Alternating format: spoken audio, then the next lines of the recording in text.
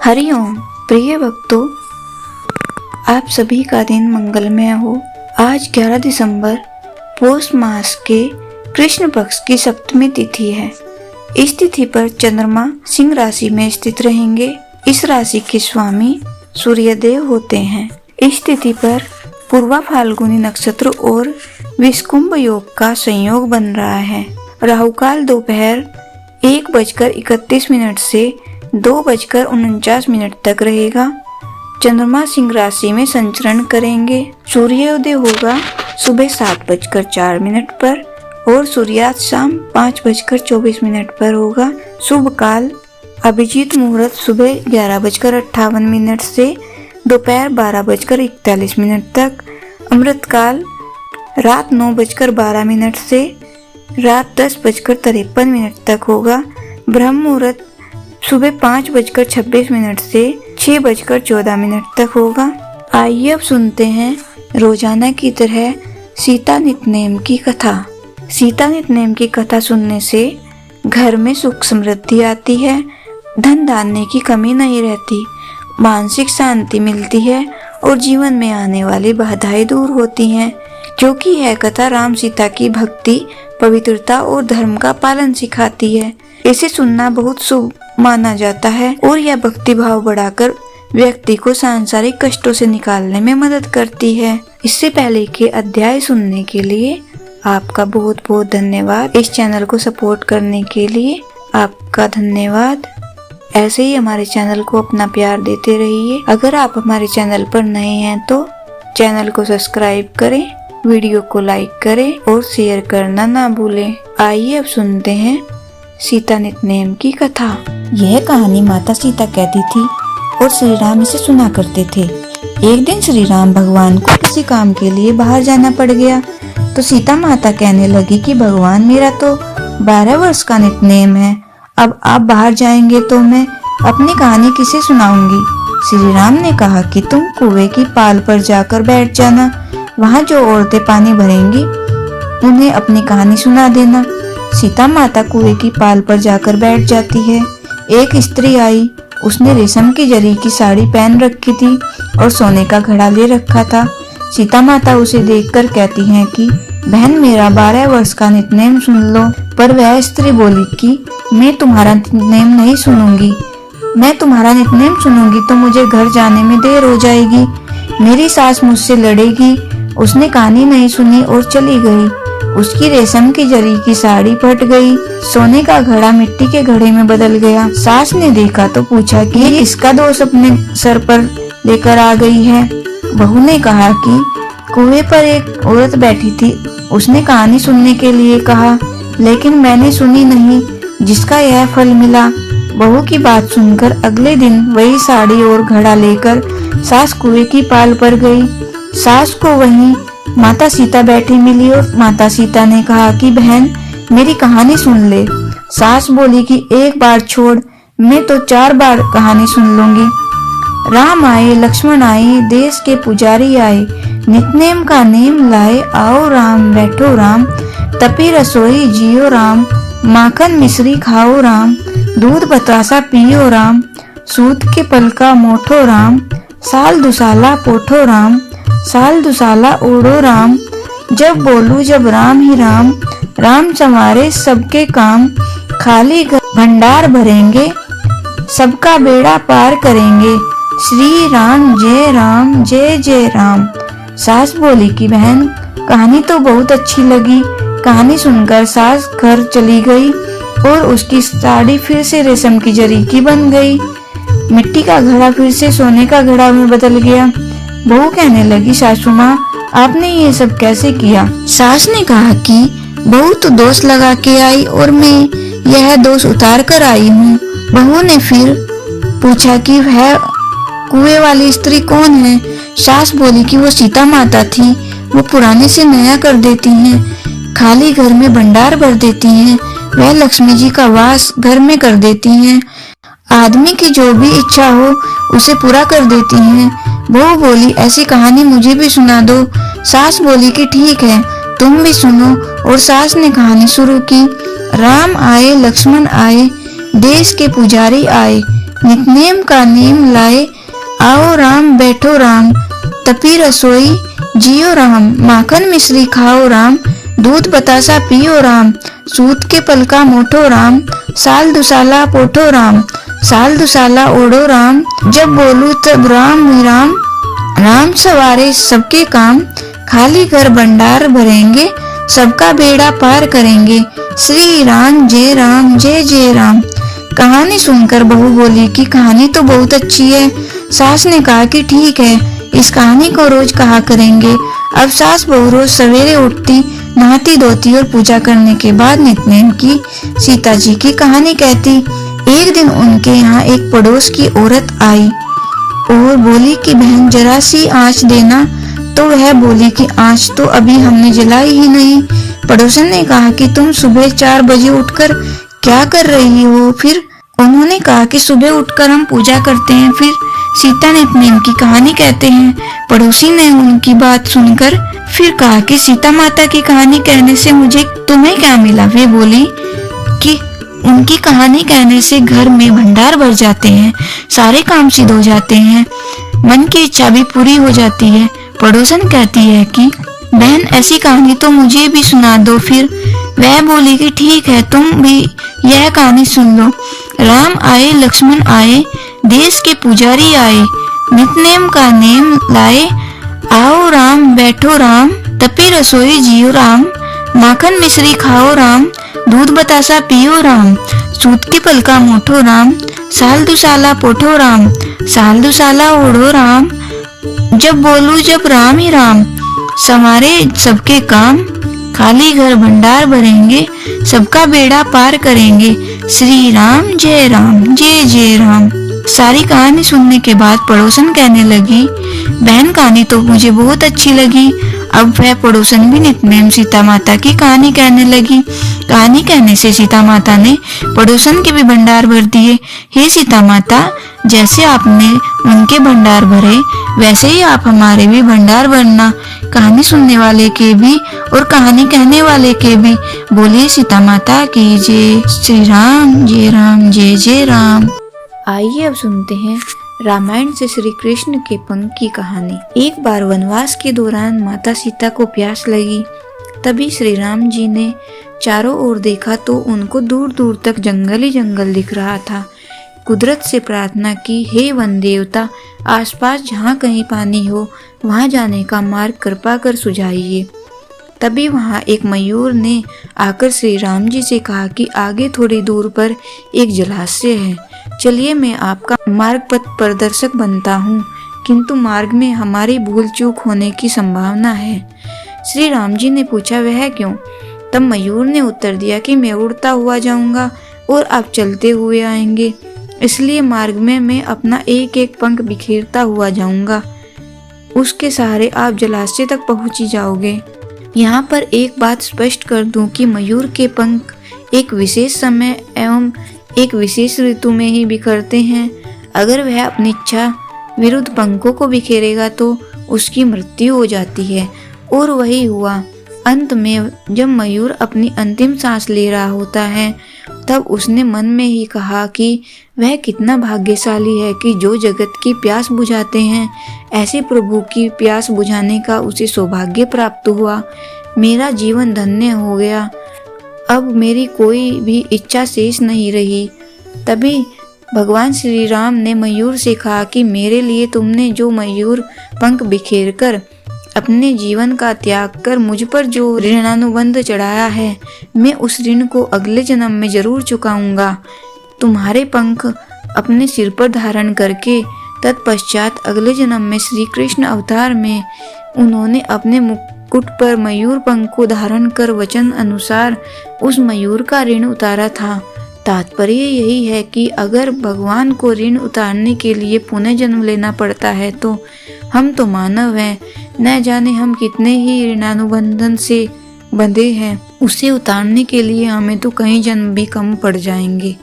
बोलिए श्री राम भगवान की जय, श्री कृष्ण भगवान की जय। आइए अब सुनते हैं कथा का 7वां अध्याय। सूत जी बोले, हे तपोधन, आप लोगों ने जो प्रश्न किया है वही प्रश्न नारद ने नारायण से किया था। सो नारायण ने जो उत्तर दिया वही मैं आप लोगों से कहता हूँ। नारद जी बोले, विष्णु ने अधिमास का अपार दुख निवेदन करके जब मौन धारण किया तब हे बद्रीपते पुरुषोत्तम ने क्या किया सो इस समय आप हमसे कहिए। श्री नारायण बोले, हे वत्स, गोलोकनाथ श्री कृष्ण ने विष्णु के प्रति जो कहा वह अत्यंत गुप्त है, परंतु भक्त आस्तिक सेवक दम्भ रहित अधिकारी पुरुष को कहना चाहिए, अतः मैं सब कहता हूँ, सुनो। यह आख्यान सत्कीर्ति पुण्य यश सुपुत्र का दाता राजा को वश में करने वाला है और दरिद्रता को नाश करने वाला है एवं बड़े पुण्यों से सुनने को मिलता है। जिस प्रकार इसको सुने उसी प्रकार अनन्य भक्ति से सुने हुए कर्मों को करना भी चाहिए। श्री पुरुषोत्तम बोले, हे विष्णु, आपने बड़ा अच्छा किया जो मलमास को लेकर यहाँ आए, इससे आप लोक में कीर्ति पावेंगे। आपने जिसका उद्धार स्वीकार किया उसको हमने भी स्वीकार किया, ऐसा समझे, अतः इसको हम अपने समान सर्वोपरि करेंगे। गुणों से, कीर्ति के अनुभाव से, पराक्रम से, भक्तों को वर देने से और भी जो मेरे गुण हैं उनसे मैं पुरुषोत्तम जैसे लोक में प्रसिद्ध हूँ, वैसे ही यह मलमास भी लोकों में पुरुषोत्तम करके प्रसिद्ध होगा। मेरे में जितने गुण हैं वे सब आज से मैंने इसे दे दिए। पुरुषोत्तम जो मेरा नाम लोक तथा वेद में प्रसिद्ध है वह भी आपकी प्रसन्नता का अर्थ आज मैंने इसे दे दिया। हे मधुसूदन, आज से मैं इस अधिमास का स्वामी भी हुआ। इसके पुरुषोत्तम इस नाम से जब जगत पवित्र होगा, मेरी समानता पाकर यह अधिमास सब मासों का राजा होगा। यह अधिमास जगत पूज्य एवं जगत से वंदना करवाने के योग्य होगा। इसकी पूजा एवं व्रत जो करेंगे उनके दुख और दारिद्र्य का नाश होगा। चैत्रादि सब मास सकाम हैं, इसको हमने निष्काम किया है। इसको हमने अपने समान समस्त प्राणियों को मोक्ष देने वाला बनाया है। जो प्राणी सकाम अथवा निष्काम होकर अधिमास का पूजन करेगा वह अपने सब कर्मों को भस्म कर निश्चय मुझको प्राप्त होगा। जिस परम पद प्राप्ति के लिए बड़े भाग्य वाले यति ब्रह्मचारी लोग तप करते और महात्मा लोग निराहार व्रत करते हैं एवं दृढ़ व्रत लोग फल पत्ता वायु भक्षण कर रहते हैं और काम क्रोध रहित जितेंद्रिय रहते हैं, वे और वर्षा काल में मैदान में रहने वाले, जाड़े में शीत, गर्मी में धूप सहन करने वाले मेरे पद के लिए यत्न कर रहे हैं। हे गरुड़ ध्वज, तब भी वे मेरे अव्यय परम पद को नहीं प्राप्त होते, परंतु पुरुषोत्तम के भक्त 1 मास के ही व्रत के बिना परिश्रम जरा मृत्यु रहित उस परम पद को पा लेंगे। यह अधिमास व्रत संपूर्ण साधनों में श्रेष्ठ साधन है और समस्त कामनाओं के फल की सिद्धि को देने वाला है। अतः इस पुरुषोत्तम मास का व्रत सबको करना चाहिए। हल से खेत में बोए हुए बीज जैसे करोड़ों गुना बढ़ते हैं, तैसे मेरे पुरुषोत्तम मास में किया हुआ पुण्य करोड़ों गुना अधिक होता है। कोई चतुर्मास्यादि यज्ञ करने से स्वर्ग में जाते हैं, वह भी भोगों को भोग कर पृथ्वी पर आते हैं, परंतु जो पुरुष आदर से विधि पूर्वक अधिमास का व्रत करता है वह अपने समस्त कुल का उद्धार कर मेरे में मिल जाता है। इसमें संशय नहीं है। मुझे प्राप्त होकर प्राणी पुनः जन्म मृत्यु भय से युक्त एवं आदि व्याधि और जरा से ग्रस्त संसार में फिर नहीं आता, जहाँ जाकर फिर पतन नहीं होता, सो मेरा परम धाम है। ऐसा जो वेदों का वचन है वह सत्य है, असत्य कैसे हो सकता है। यह अधिमास और इसका स्वामी मैं ही हूँ और मैंने ही इसे बनाया है, और पुरुषोत्तम ही है जो मेरा नाम है, सो भी मैंने इसे दे दिया है। अतः इसके भक्तों की मुझे दिन रात चिंता बनी रहती है। इसके भक्तों की मन कामनाओं को मुझे ही पूर्ण करना पड़ता है। कभी कभी मेरे भक्तों का अपराध भी गणना में आ जाता है, परंतु पुरुषोत्तम मास के भक्तों का अपराध मैं कभी नहीं गिनता। हे विष्णु, मेरी आराधना से मेरे भक्तों की आराधना करना मुझे प्रिय है। मेरे भक्तों की कामना पूर्ण करने से मुझे कभी देर भी हो जाती है, किंतु मेरे मास के जो भक्त हैं उनकी कामना पूर्ण करने में मुझे कभी भी विलम्ब नहीं होता। मेरे मांस के जो भक्त हैं मेरे अत्यंत प्रिय हैं। जो मनुष्य इस अधिमास में जप दान नहीं करते वे महामूर्ख हैं, और जो पुण्य कर्म रहित प्राणी स्नान भी नहीं करते एवं देवता तीर्थ द्विजों से द्वेष करते हैं वे दुष्ट अभागी और दूसरे के भाग्य से जीवन चलने वाले होते हैं। जिस प्रकार खरगोश के सींग कदापि नहीं होते, वैसे ही अधिमास में स्नानादि न करने वालों को स्वप्न में भी सुख प्राप्त नहीं होता है। जो मूर्ख मेरे प्रिय मलमास का निरादर करते हैं और मलमास में धर्माचरण नहीं करते वे सर्वदा नरकगामी होते हैं।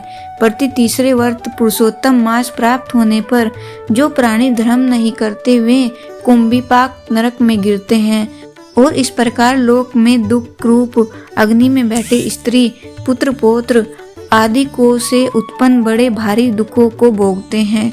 जिन प्राणियों को यह मेरा पुण्यतम पुरुषोत्तम मास अज्ञान से व्यतीत हो जाए वे प्राणी कैसे सुखों को भोग सकते हैं। जो भाग्यशालिनी स्त्रियां सौभाग्य और पुत्र सुख चाहने की इच्छा से अधिमास में स्नान दान पूजन आदि करती हैं, उन्हें सौभाग्य संपूर्ण संपत्ति और पुत्र आदि यह अधिमास देता है। जिनका यह मेरे नाम वाला पुरुषोत्तम मास दान आदि से रहित बीत जाता है, उनके अनुकूल में नहीं रहता और न उन्हें पति सुख प्राप्त होता है। भाई पुत्र धनों का सुख और उसे स्वप्न में भी दुर्लभ है। भाई पुत्र धनों का सुख तो उसे स्वप्न में भी दुर्लभ है। अतः विशेष करके सब प्राणियों को अधिमास में स्नान पूजा जप आदि और विशेष करके शक्ति के अनुसार दान अवश्य करना चाहिए। जो मनुष्य इस पुरुषोत्तम मास में भक्ति पूर्वक मेरा पूजन करते हैं वे धन पुत्र और अनेक सुखों को भोगकर पुनः गोलोक के वासी होते हैं। मेरी आज्ञा से सब जन मेरे अधिमास का पूजन करेंगे। मैंने सब मासों से उत्तम मास इसे बनाया है, इसलिए अधिमास की चिंता त्याग कर हे रमापते आप इस अतुलनीय पुरुषोत्तम मास को साथ लेकर अपने बैकुंठ में जाओ। श्री नारायण बोले। इस प्रकार भगवान श्री कृष्ण के मुख से रसिक वचन श्रवण कर विष्णु अत्यंत प्रसन्न पूर्वक इस मलमास को अपने साथ लेकर नूतन जलधर के समान श्याम भगवान श्री कृष्ण को प्रणाम कर गरुड़ पर सवार हो शीघ्र बैकुंठ के प्रति चल दिए। इति श्री बृहन्नारदीय पुरुषोत्तम मास महात्म्य सप्तमो अध्याय समाप्तम। जय जय श्री राधे। बोले श्री कृष्ण भगवान की जय, विष्णु भगवान की जय। तुलसी चालीसा। श्री तुलसी महारानी करो विनय सिरनाय, जो मम हो संकट विकट दीजिए मात सनाय नशाय। नमो नमो तुलसी महारानी, महिमा अमित न जाए बखानी। दियो विष्णु तुमको सन्माना, जग में छायो सुयस महाना। विष्णु प्रिया जय जयते भवानी, तिहु लोक की हो सुख खानी। भगवत पूजा कर जो कोई, बिना तुम्हारे सफल न होई। जिन घर तव नहीं होए निवासा, उस पर करे विष्णु नहीं बासा। करे सदा जो तव नित सुमिरन, तेही के काज होए सब पूरन। कार्तिक मास महात्म तुम्हारा, ताको जानत सब संसारा। तव पूजन जो करे कुंवारी, पावे सुंदर वर सुकुमारी। कर जो पूजन नित प्रति नारी, सुख संपत्ति से होए सुखारी। वृद्धा नारी करे जो पूजन, मिले भक्ति होवे पुलकित मन। श्रद्धा से पूजे जो कोई, भवनिधि से उतर जावे सोई। कथा भागवत यज्ञ करावे, तुम बिन नहीं सफलता पावे। छायो तब प्रताप जग भारी, ध्यावत तुम्ही सकल चितधारी। तुम्ही मात यंत्र तंत्रन, सकल काज सिद्धि होवे सन में। औषधि रूप आप हो माता, सब जग में तब यश विख्याता। देव ऋषि मुनि ओ तपधारी, करत सदा तब जय जयकारी। वेद पुराणन तब यश गाया, वेद पुराणन तब यश गाया। महिमा अगम पार नहीं पाया। नमो नमो जय जय सुख कारणी, नमो नमो जय दुख निवारणी। नमो नमो सुख संपत्ति देनी, नमो नमो अग काटन छेनी। नमो नमो भक्तन दुख हरनी, नमो नमो दुष्टन मद छेनी।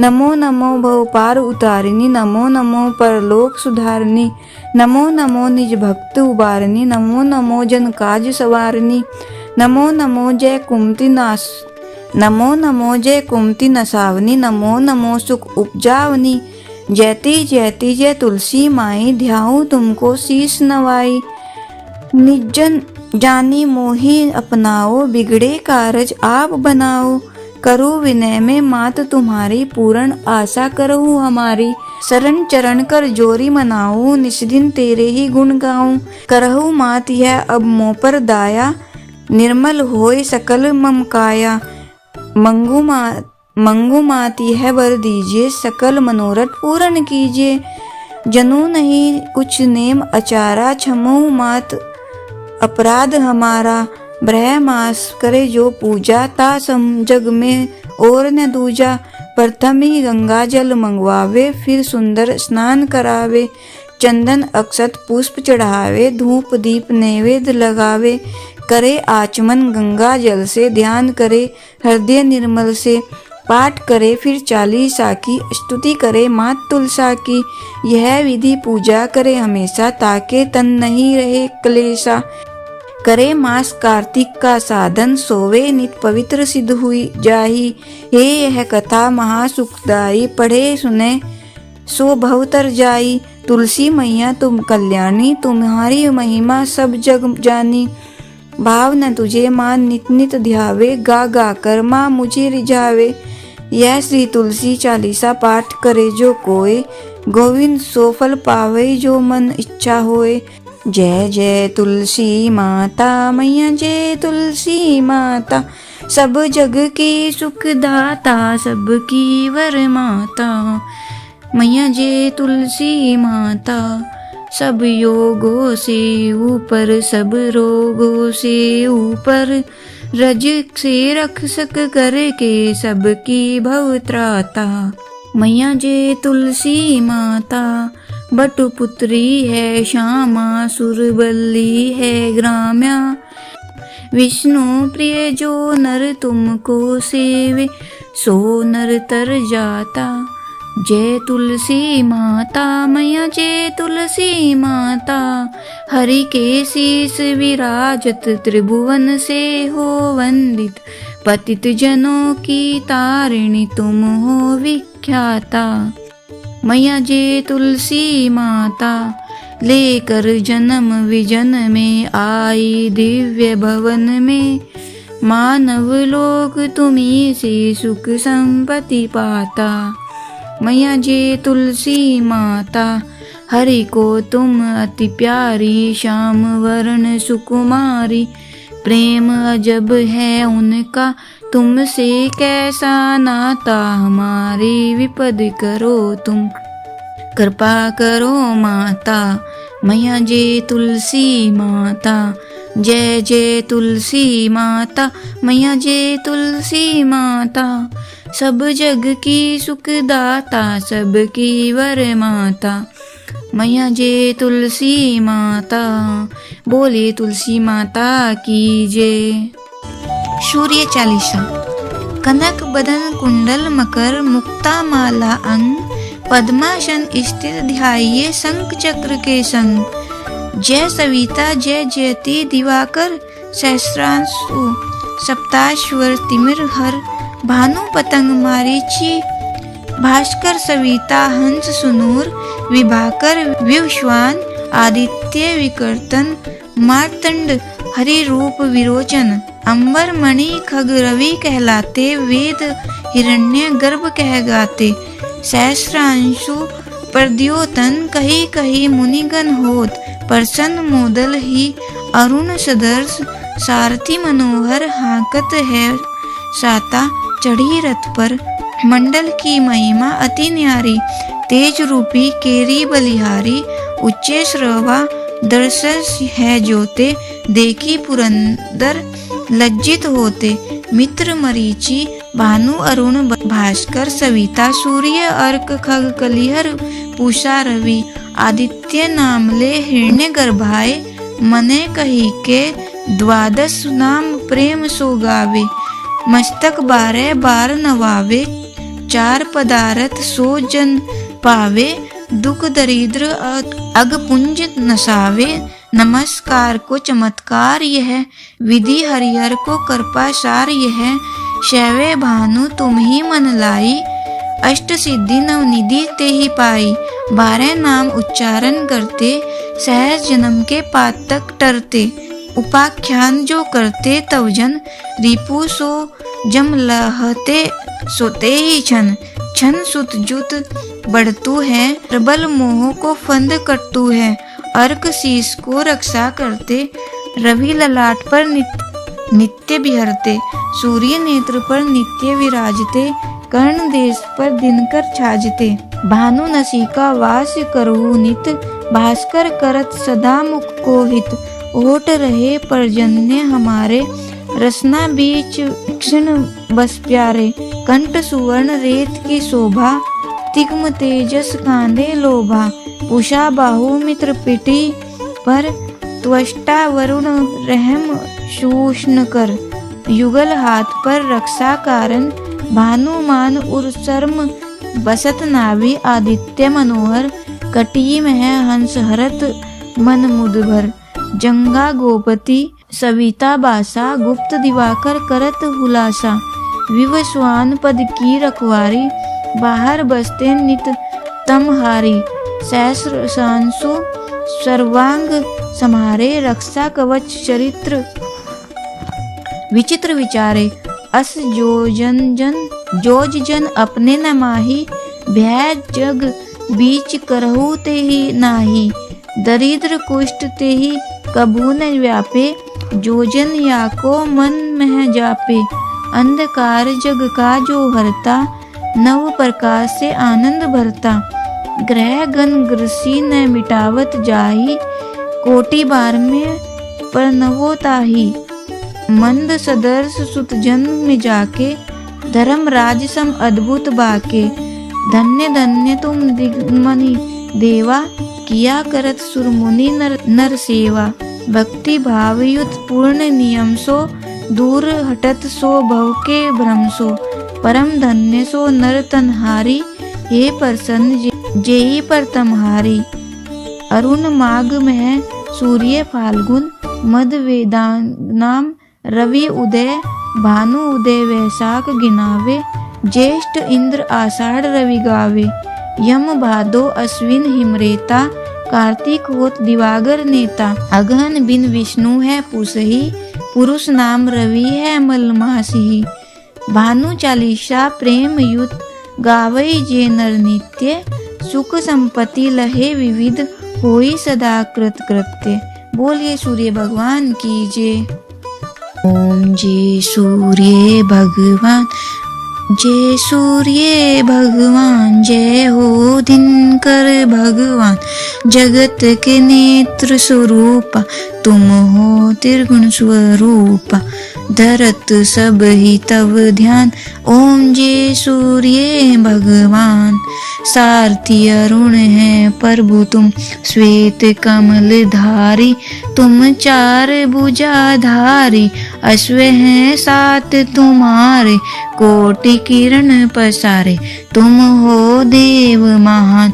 ओम जय सूर्य भगवान।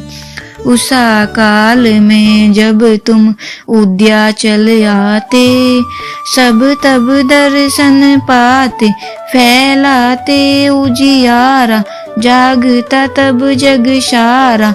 करे सब तब गुणगान, ओम जय सूर्य भगवान।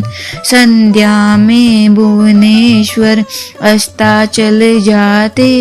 गोधन तब घर आते, गोधूलि बेला में। हर घर हर आंगन में हो तब महिमा गान।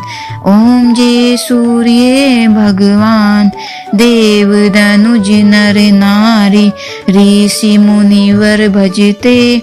आदित्य हृदय जपते, श्रोत्र के ये मंगलकारी।